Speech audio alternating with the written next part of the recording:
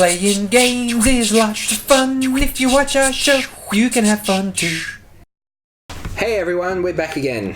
Hello. Hello. So we're talking about conventions. So you've you've been to PAX. Yes. You came to GAMMA.con for the last 2 years. What other conventions have you shown off? You've actually listed most of them. We went to EB Games Expo 1 year in Sydney, and you guys took us to Comic-Con, was it? Comic-Con, yeah. Comic-Con.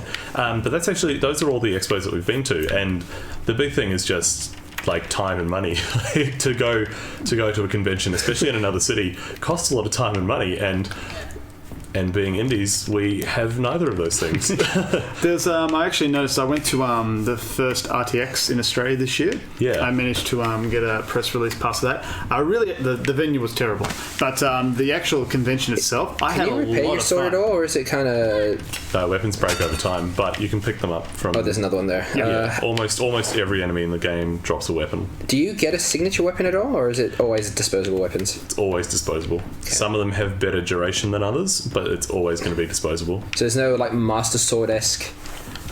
There are like different tiers of weapons, so you'll get, as you go along, you'll find like enemies have stronger weapons, or you'll find like rarer weapons that do more damage or have more durability. Yeah. But there's no like golden... Besides the test weapon, which does not exist in this build anymore, there's no golden weapon that lasts forever. It doesn't exist in the game at all? You can't... There's no like up, down, left, right codes? Yeah. If there is, Callum and Tim have kept it very well hidden. I do not believe there is.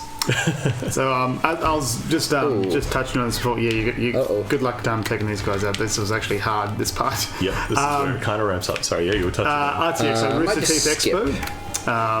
So we had our first one in Australia, just very recently. It was a lot of fun, and I noticed, like PAX, they had a nice middle section there of just indie titles, indie games in development. Yeah. I played some amazing games on that day, like really fun games. I even bought a few just because I was like, I want to review this later. I want to support it. I want this game to hurry up and finish. Yeah. One game I had a lot of fun with was called Loop and Ball. Not to distract too much from that. You played that? I know Loop and Ball. That was terrific. I think I got to play it once at PAX Oz last year.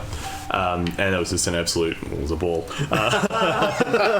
Thank you. And oh no! Shrek'd. So there was a needle nose, so this is called a whiplash, and it's kind of, it's pretty self-explanatory visually. Nice. And so now obviously you can take his sword. Do I replace, or do I have two of them now? I'll just go two. So down left. So which is the better one, the twisty sword or the? It's the twisty sword actually, because you got so that's like an ancient sword that's it's been around for about 40 years. It's not holding up so well, but it still does the job. And the other one is a wooden training sword. It's a very expensive artifact, and you're going to break it in the next swing. You have found the ancient sword. Of the gods worth 25,000. Oh, you've broken it. I'm sorry. And it's gone. Oops. Now, where have I gone? Is this... So you've gone back the way you came. Okay. Oh, I see. Yeah. Yep. So that thing that shot me, where is he? So it's on the next platform over. So you know how you were shuffling across that ledge? It's on the next platform over. Okay, so any tips for not getting... Because obviously I was kind of not in the position to dodge while I was hanging precariously from a ledge, so that any was tips on purpose. You can jump, so you've just got to jump off to the next ledge at the right time. My ultimate suggestion in the Dark Souls tradition is to get good scrub, but come on! I shouldn't laugh. I just love that it's like you're making no apologies for it. It's like, no, get good scrub. It's like I'm in the FGC all over again. Oh, yes. Playing against the A-Leaguers. You're like, how do I get better? It's like, just don't be a scrub. Like, all right, thanks, man. Yeah, it's good. You can actually jump this cap. You don't have to shuffle on the platform. Oh, really? That first one, not the second one. Okay, now try smashing that pot. There's a health in there, I'm pretty sure. No, there's not. Sometimes they drop randomly. Oh, nice. Okay, so let's... And jump to the right. There we go. Nice. Cool. Now I'm going to get my sweet revenge on this. Now these ones are clever because they hide from you. So you've got to there you go. Oh. And that's actually, I played through this section already, and that's something I noticed really well. I gotcha. Oh, you died. No sense. Wow, I was not really paying attention to... Wow, how far back have I gone? Just to the start of this room. Oh, that's okay. Oops. I think maybe it was these guys that killed me before, so I'm just going to skip right past them. Yeah, so just like Dark Souls, now I can just get past this bit. Yep, like I know where to go. I don't have to do this again. But yeah, being at the expos was a great way to, like both GAMMA.con and PAX has been an excellent way to promote the game. Yep. So we went to Steam Greenlight, which is the community voting process. How did that go for you? Because I remember we spoke about that about a year and a half ago. We did, yeah. So we went to, because we set up on that right before PAX Australia 2014, which is our first time showcasing at PAX, and we got greenlit a couple of days later. Nice. And we just found there was a huge outpouring of support.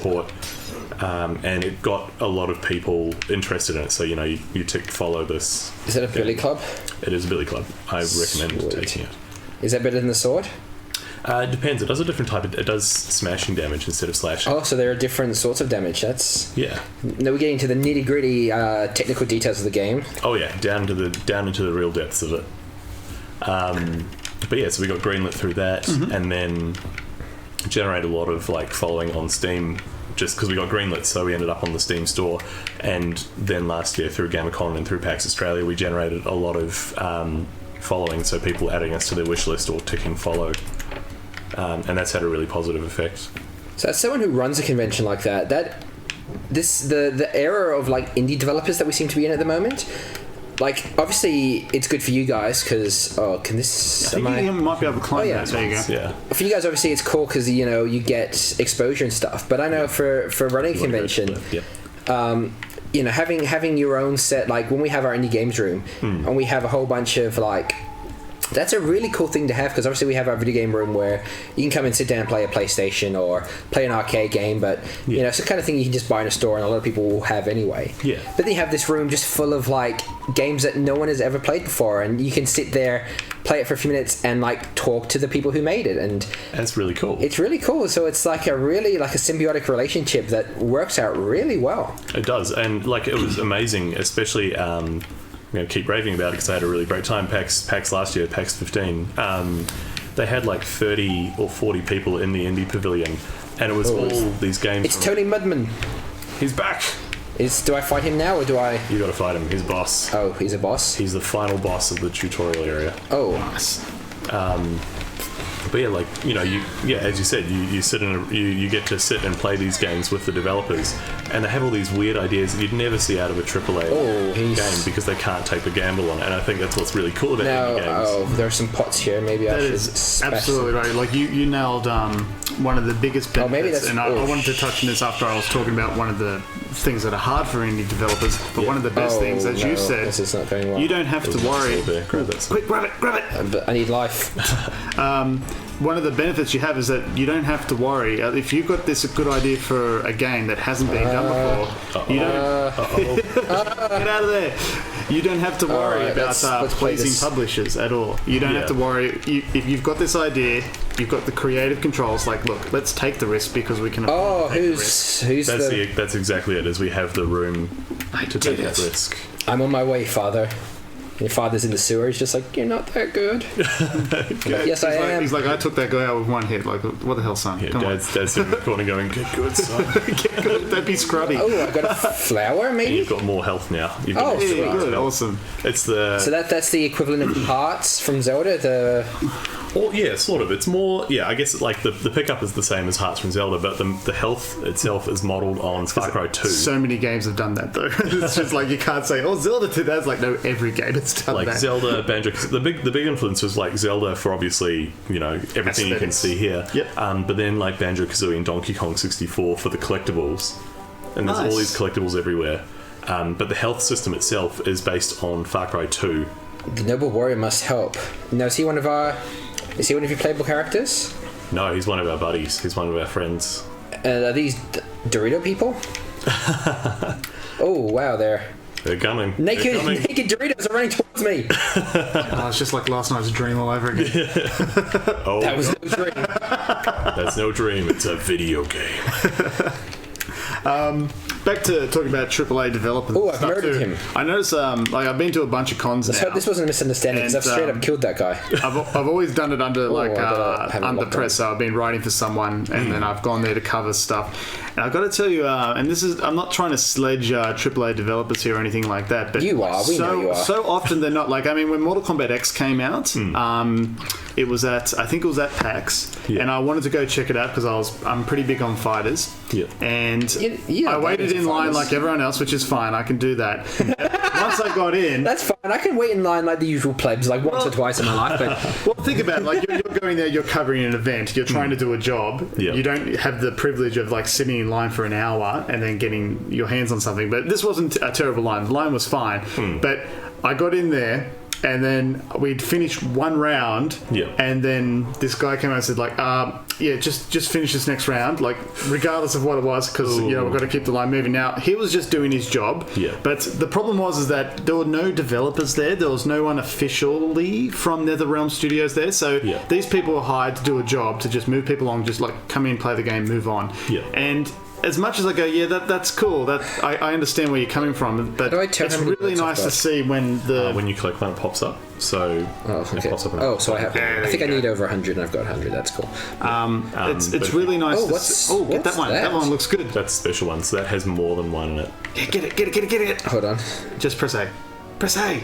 There you go. No. I said A. No. I did push A. You jump. You jump and you grab the ledge. Like, oh, wow. You just got to back away from it a little bit. So, yeah, like, I mean, I understand that they're just doing their job and all that sort of stuff, but it's really nice to see, and only a few AAA developers do this, where they go, no, let's send down our people, because we want to... Listening to a developer talk about the game that they're passionate about makes me passionate about that game. Absolutely. Yeah, and I always get that with, like, because they don't have the privilege of hiring people, I always get that with indie developers. Yeah. Yay! Alright, and on that note of slagging off AAA developers, we'll leave it there for today. We'll wait for the lawsuits to come in, and we'll see everyone tomorrow. Bye! See ya!